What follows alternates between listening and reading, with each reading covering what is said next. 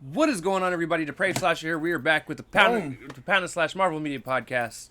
This is Pounds in the building. We are talking about his favorite cartoon of all time. I don't know if it's his favorite cartoon. It's his favorite X-Men cartoon. Yeah, it's favorite. It's just childhood thing. But, This episode is going to be solely focused around talking about the first 5 episodes of X-Men Evolution. Now, there's not going to be any news for this episode because we're recording this at the same time as last week's episodes. I know that might be a little bit confusing for some. Just know we had to record like 4 full podcast episodes between the comic podcast and this one. So it was a very busy week putting all this shit together. So with that being said, we're going to do this a little differently. I want to change up the flow a little bit. Okay. I'm developing these scripts a little differently. Let me get rid of this huge ass banner. Okay. So, I'm going to start off telling you guys all of the new characters that are introduced in each episode. Just new characters. And then I'm going to give a synopsis of what happens in the story. We will talk about what we like and don't like. Okay, what I like and don't like, everything that he loves. And then we will give our scores for each individual episode. Now, again, we'll give an overall score for the season at the end. It's just fun to kind of rank the episodes for shits and giggles because, we don't have lives. So, yeah, we have no lives, bro. This is based on X-Men Evolution. So we're going to talk about Season 1, Episode 1. This episode is called Strategy X. Right. The new characters we run across are Professor X, also known as Charles Xavier, voiced by David Kaye. Storm, Aurora Monroe, voice acted by Kirsten Alter. Toad, also known as Todd Talansky, voiced by Noel Fisher. Cyclops, also known as Scott Summers, voiced by Kirby Morrow.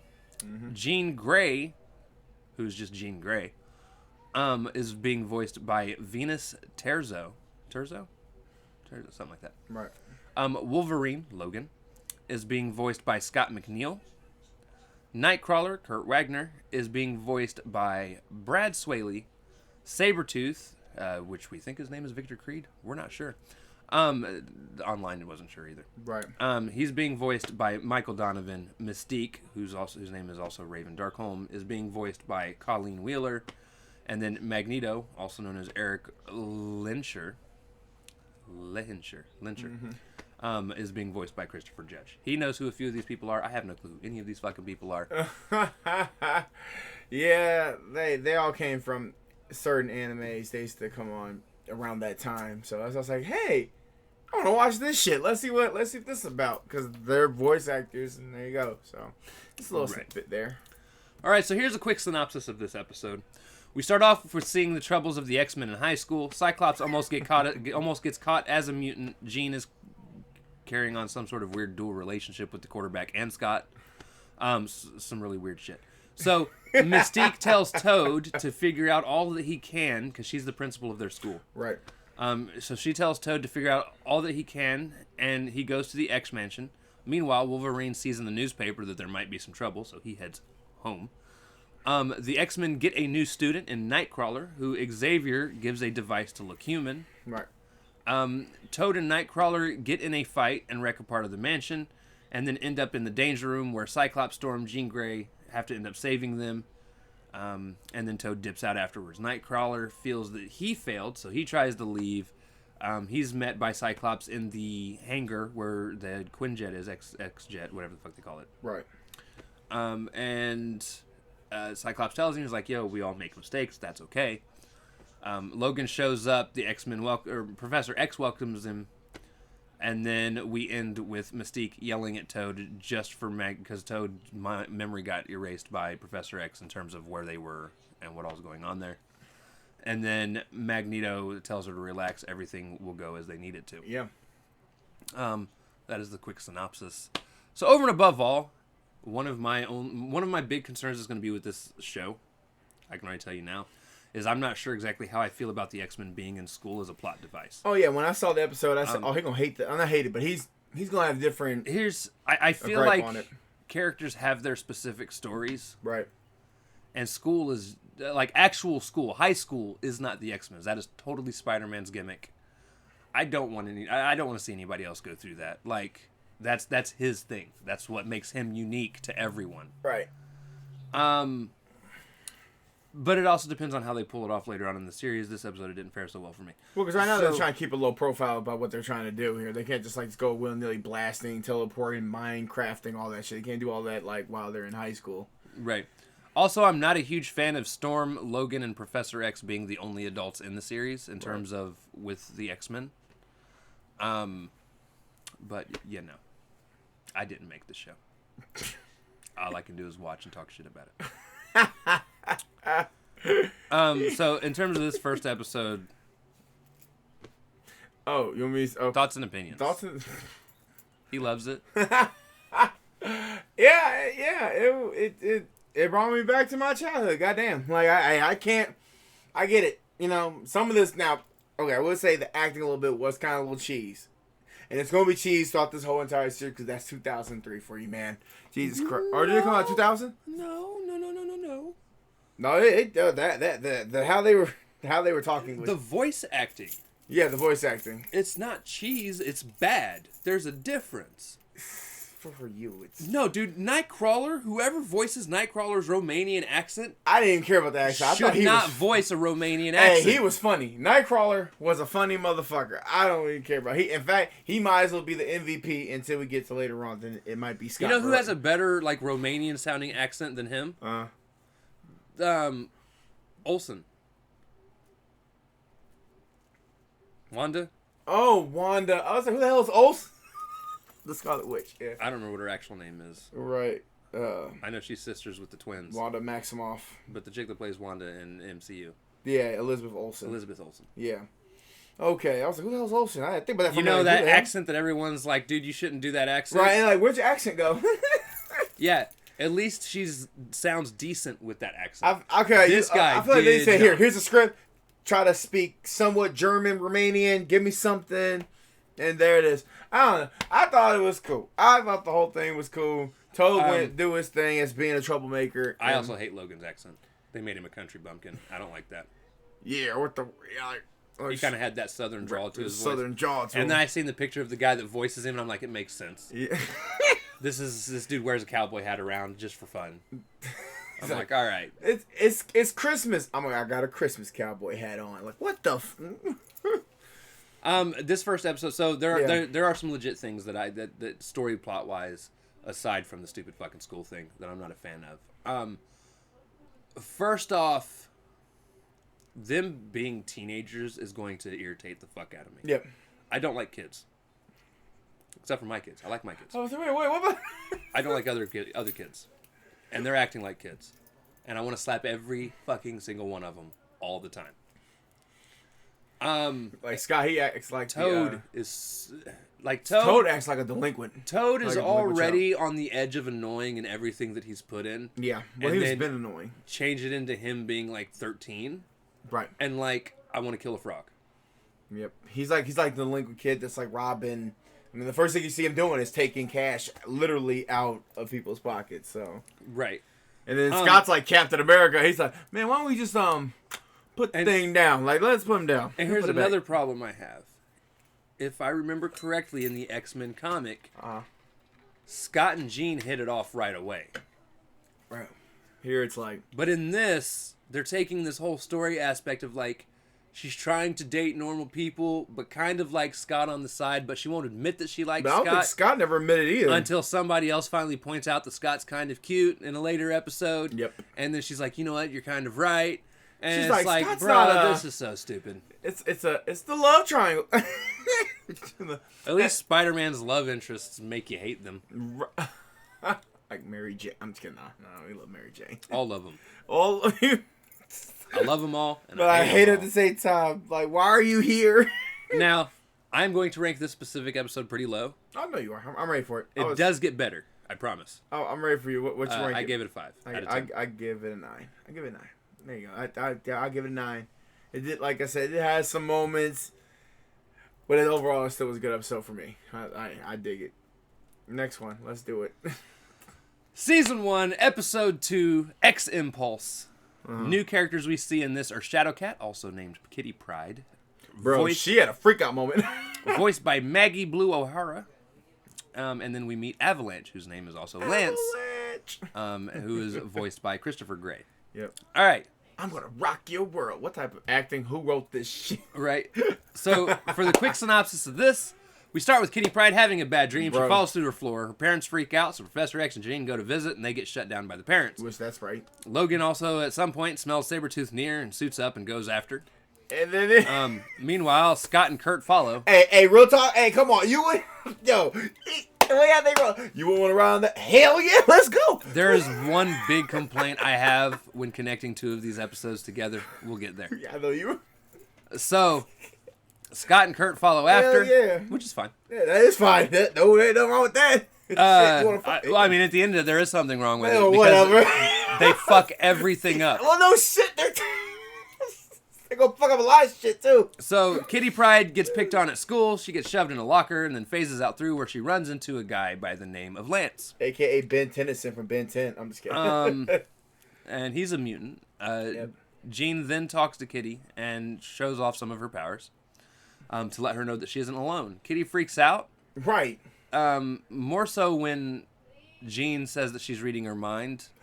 Bro, yeah, you told me that one. You talked about that word. You said, bro, no. She flipped the fuck out afterwards and bounced. So you read my mind? What?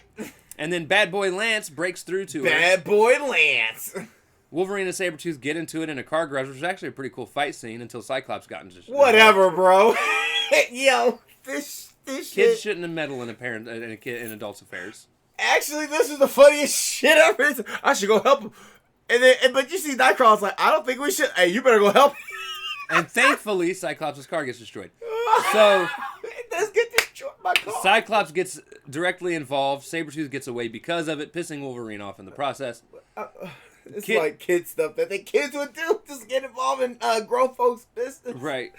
Kitty and Lance break into a school office, which she didn't know she was breaking into. She thought that she was, bonding with him. Well, yeah, that's the supposedly love interest as they get along, as they're going through here. She realizes he's there to steal test results. Right, test results. They get into an argument when Kitty's parents miraculously just show up at the fucking school. Okay, that was some bullshit. Yep, okay, you get that one. That was some bullshit. And they convince Kitty that they love her.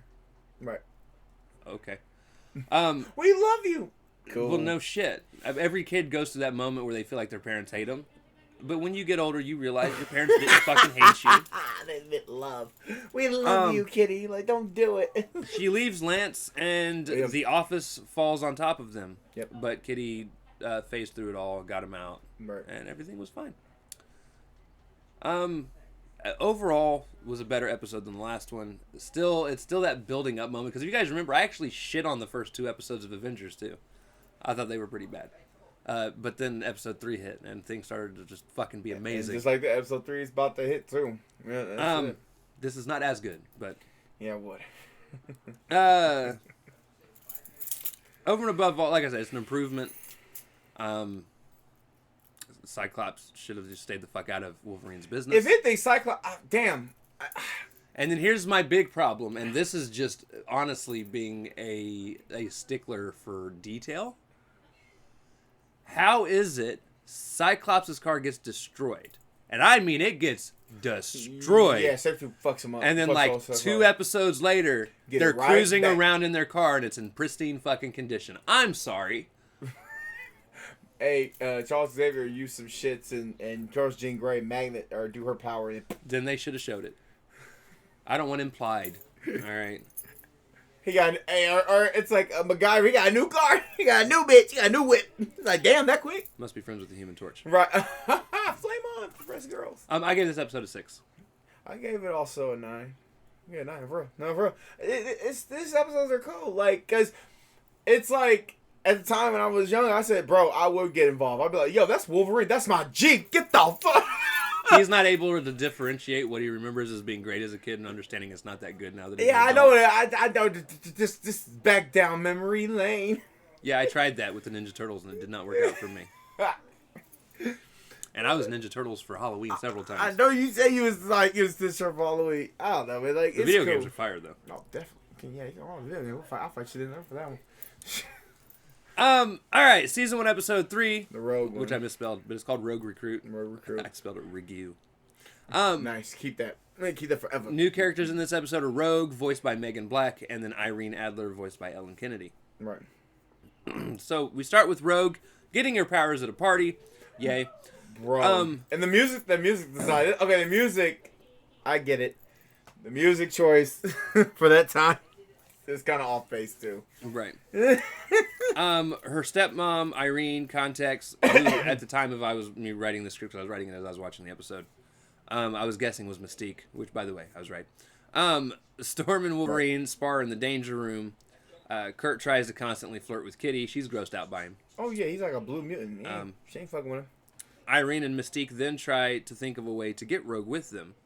Mystique pretends to be Wolverine. Actually, she pretends to be a lot of the X-Men and attacks her because she knows that the X-Men are going to come talk to Rogue. Right. Because she said something like, in 5 years or something, she managed to ruin it in 3 minutes or some bullshit. I was like, damn. So her goal was to make her think that the X-Men were out to kill her. So that way, when the X-Men do show up, she's afraid of them, which works. Yeah. Perfectly. Right. It should. So anyways, she pretends to be Wolverine and Storm and Cyclops at one point and attacks Rogue. Logan, Kurt, and Kitty find Rogue, and then Rogue is scared of Wolverine.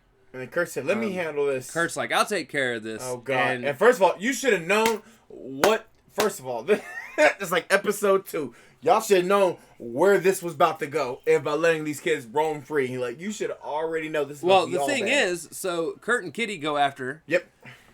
And Kurt's doing good. He's talking to her. A brief second. He is. I swear to God. He is. He was never the one that messed anything up. No, I'm not saying he messed up. No, Kitty came in and fucked it up. I'm just saying like when you send kids to do this type of situation, you should have known overall this is about to be a bad situation. Like, right. But don't get me wrong, Kurt was on his own. It's just Kitty came out of nowhere. So didn't come out of nowhere, but Kitty fucks it all up. Yeah. Rogue touches Kurt. Rogue ends up touching Nightcrawler, and then she bamfs herself through a cemetery. And she's like German. Right. Wolverine ends up going back to Kurt, while Storm, Cyclops, and Jean Grey go after Rogue. Yep. She runs from Storm because, again, Storm was one of the people that was imitated She's earlier. Like, she sees me. I'm like, yep, she saw you. But then she ends up touching Storm, and she starts destroying a bunch of shit by calling on a thunderstorm. She then bamfs herself away. Wolverine realizes it's Mystique somewhere. We'll talk about that in a minute. And they all dip home. What did you say? Rogue shows up at Mystique's school. Of course. Where she is then enrolled, and she gets sent off to class. And Magneto is a happy camper. Right, because he's just there next to her, like, just on the side. So. Okay, go ahead, bro. This episode was doing so well. Go ahead. Enjoy. So well. Okay. Which I actually rate this, it's the best episode so far. So it does get a higher rating. It would have got a 9 for me. Okay, but it wasn't for that. There's something that killed it for me. All right. We have now watched 2.5 episodes where we have watched... We if you guys hear my kids, they're downstairs being loud as fuck.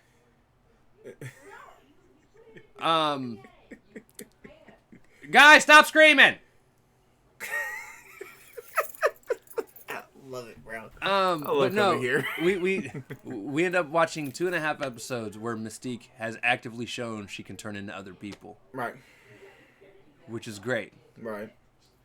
And cool. We see it happening.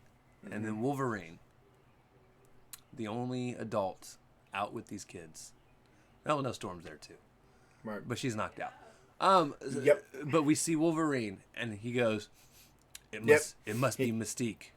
She could turn into anybody she wants to. Well, no shit, Wolverine. We have seen it happen for 2.5 fucking episodes. I understand you're writing this story because kids are watching, but I promise you kids are not so fucking stupid that they don't understand Mystique doesn't do that. Right, we already knew 2 episodes what she could do. She just the first thing she did was turn some weird looking alien monster thing to scare the shit out of Toad. I don't need...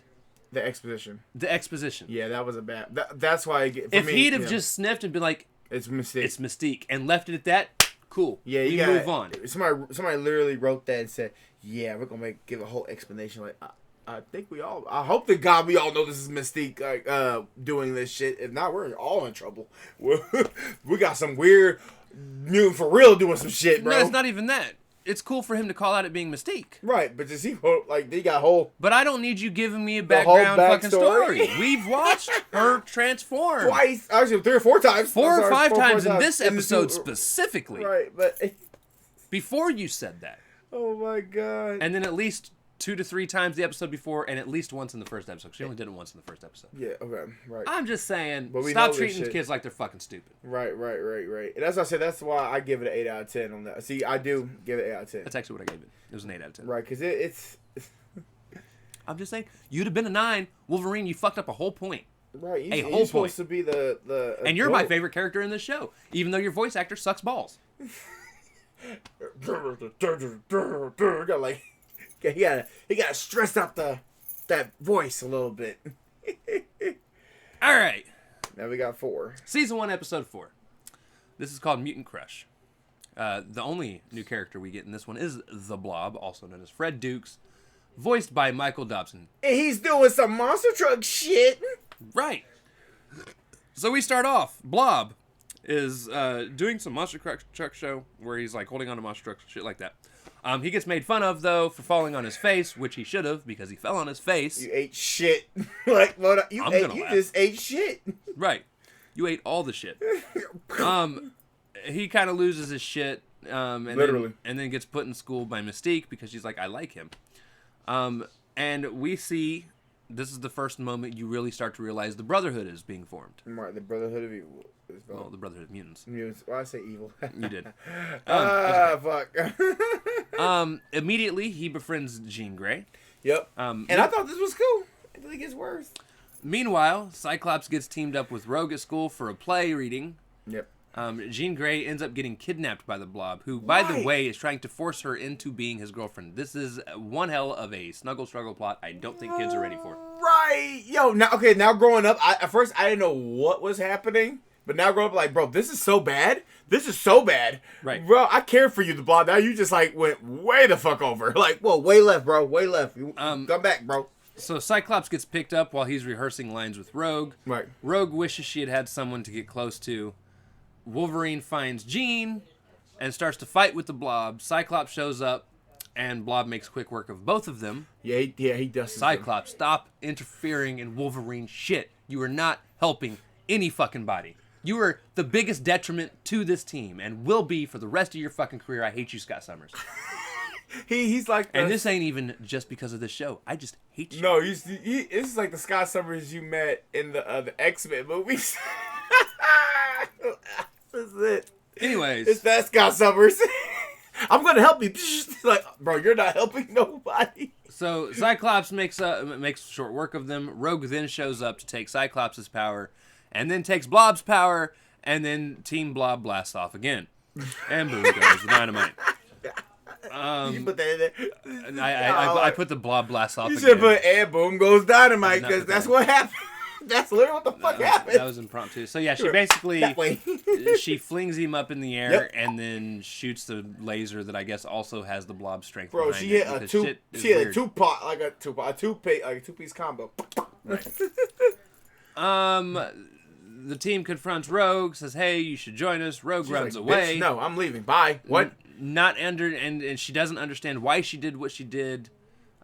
Jean goes to chase after her to talk to her, but Wolverine's like, "Yo, she's not ready." And then the group agrees that they at least all owe Rogue one. I got a little bit of gripe. With this episode. First of all, fuck that blast got, like you said, Blob power too, bro.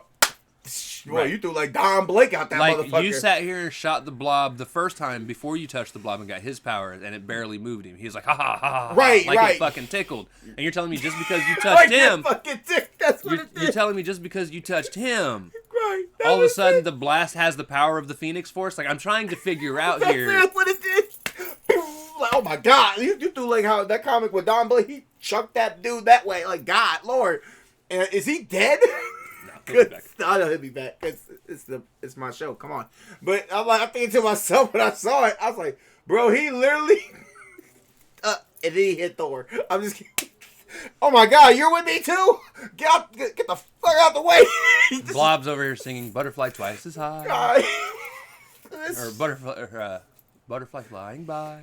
Did you hear I can fly twice as high. Did you hear he made that noise?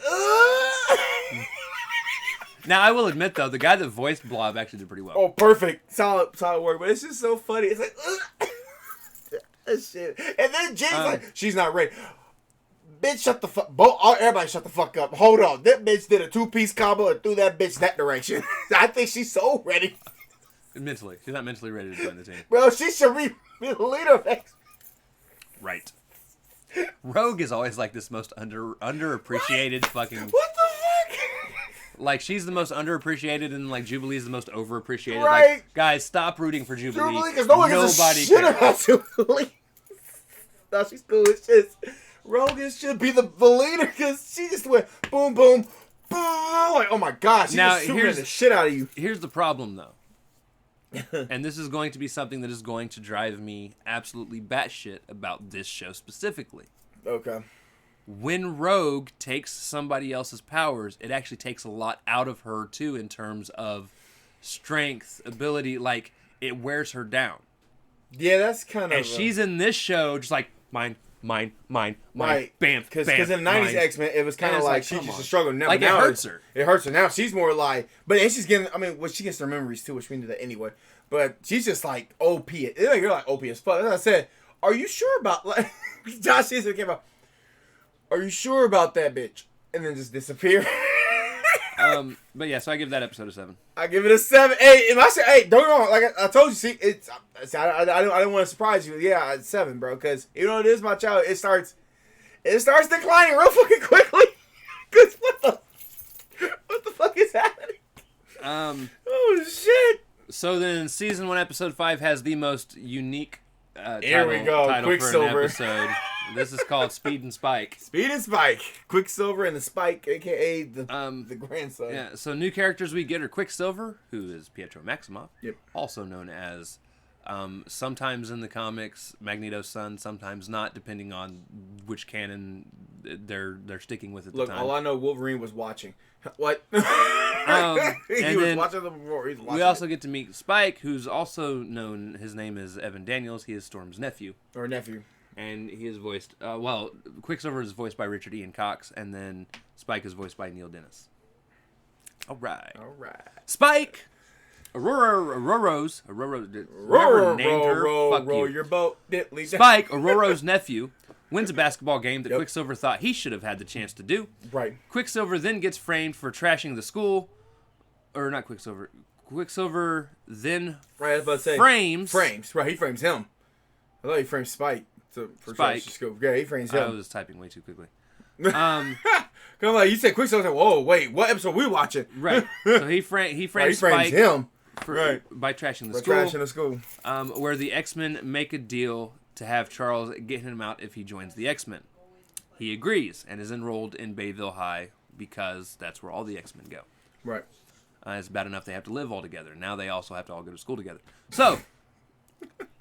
Magneto wants the two of them to meet up again, so Mystique schedules an impromptu basketball game with Spike's old school. After a few training sessions, Spike gets called in to go to the game, where he confronts Quicksilver, and Quicksilver admits the crime to Cyclops. Yep. After some, he's like, yeah, I did it. After some of the dumbest downtown destruction, bro, that is. While Quicksilver is making a tornado, Cyclops blasts him out of the sky. Spike then uses his power to bone nail Quicksilver to the wall. That's right, ladies and gentlemen. He pinned Quicksilver to the wall with his bone. And then... Pause on that. Bone? Really? Is that what you just typed? Is that what you typed, That bro? was what I just impromptu said. My God. I was like, he pinned the wall with his bone. Quicksilver then says he'll never admit to the crime. This was all because you gotta murder some more. And then Spike breaks out a tape recorder and is like, "You've already admitted it. Right. You just didn't know." Which would never hold out in court, by the way. Right? What the fuck? Love you. What type of? Get a lawyer now? We need Matthew Murdock, Charles, bro, for this shit, bro. He goes to jail, where Magneto then breaks him out of jail because he needs his abilities. Right. And you have good abilities, man. At this time, I'm pretty sure they're playing heavily into him being his father, or at least stepfather. Right. Whatever they decide to do with that. They're kind of taking their own liberties to do whatever the fuck they want with the show. Oh, yeah. The Evolution was its own entity, bro. And then we see Spike, who, by the way, is a hero I've never heard of before. I'm not saying he doesn't exist in the comics anywhere, but I've never heard of him. But we then see Spike with the other kids out in the pool being accepted as one of the team. Yeah. Cool. He found friends. He found a family. He found the family. 7 out of 10. Yeah, I gave it an 8 out of 10. It was cool. Like I said, all of them are better than the first 2 episodes. I will totally it's funny. give I give it the that. first 3 episodes 9. The first episode like 9. The rest of them are like, I mean, they're okay. See, I told you they start dying down because it's like now. Here come the flaws of it. here come the flaws of it. But you know. The highlight for me was that 3rd episode, obviously. Bro, the highlight for me was the 4th one where she did a 2-piece and flung the ass like paper. Right. And then just right away, you just fuck you. She said, fuck you, I'm out. I don't remember how many episodes are in season 1, but I have it set up where from here on out we'll be covering 4 episodes a week. Right. So we'll be covering episodes 6, 7, 8, and 9 next week. I almost couldn't count. Hell, I thought I was like, where is there a 10 somewhere? Right, 6, 7, 8, and 9, and then I think it's 17 episodes. Right, I think it's 17. Yep. Yeah, because I think we got 3 more weeks. Somewhere along the lines during all of this, we'll also try and cover Eternals, because I know Eternals comes out in a couple weeks. Right. Depending on the money situation, depends on whether you get it the week after it comes out or a week or 2 weeks after. Right. Because I may have to wait to find other ways to watch it that I will not admit online. Not without a lawyer. Not without a lawyer. Not without a lawyer, bitch. No, I don't know when I'm going to have a chance to go see it.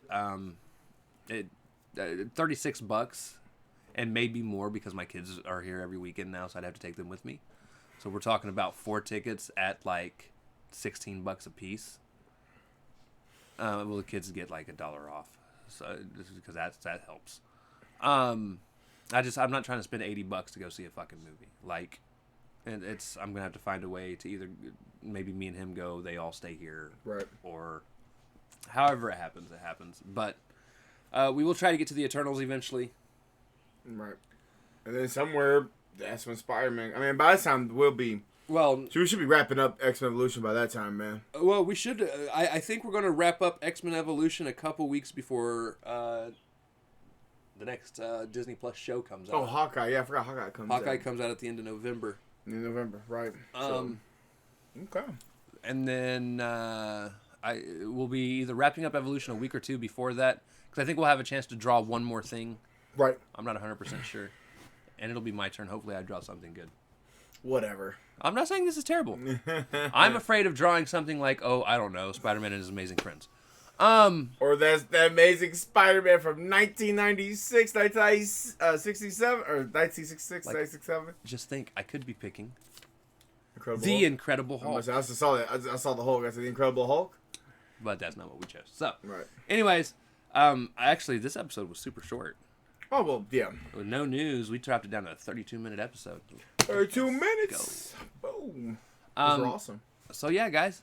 With that being said, next week, we'll be back with, like I said, the next 4 episodes of X-Men Evolution. Ralph's favorite X-Men show. Hell yeah. So with that being said, you can let that go. We love y'all. We'll see y'all next week. Excelsior. Bye, y'all. Yeah.